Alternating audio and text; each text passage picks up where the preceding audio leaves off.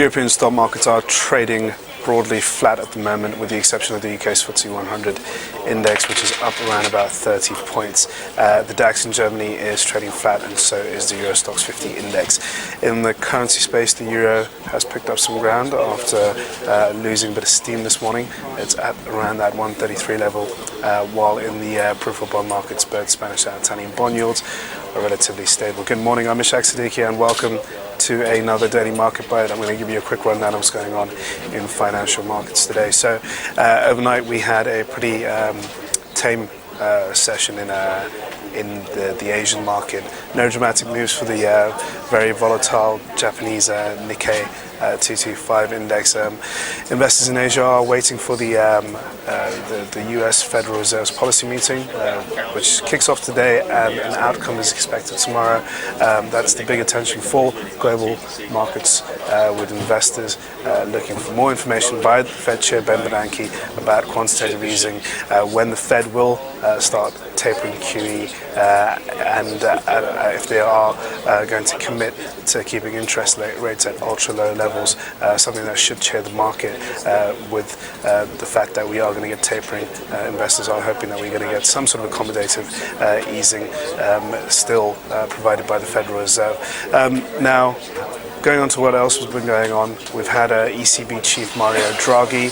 He's again come out with a comment, whatever it takes, pledge following his comment last year that helped drive a risk rally across equity markets. And today, this time around, he said that the ECB is willing to deploy non-conventional measures if the situation needs it. If the Eurozone economy deteriorates further, the ECB will perhaps look at negative deposit rates, maybe cutting interest rates further, or even buying asset-backed securities. That hit the euro early this morning. However, the euro's move seems more likely to be reflected by the increased volatility in the market that we have.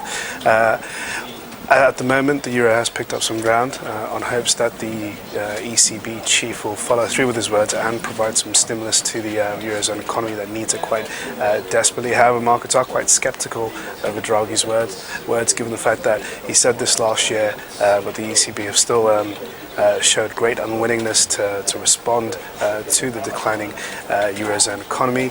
They held back from pumping in stimulus measures at the last meeting, and investors might now call Draghi's bluff and hope that he actually puts his money where his mouth is and starts responding accordingly when we see further deterioration in the Eurozone economy.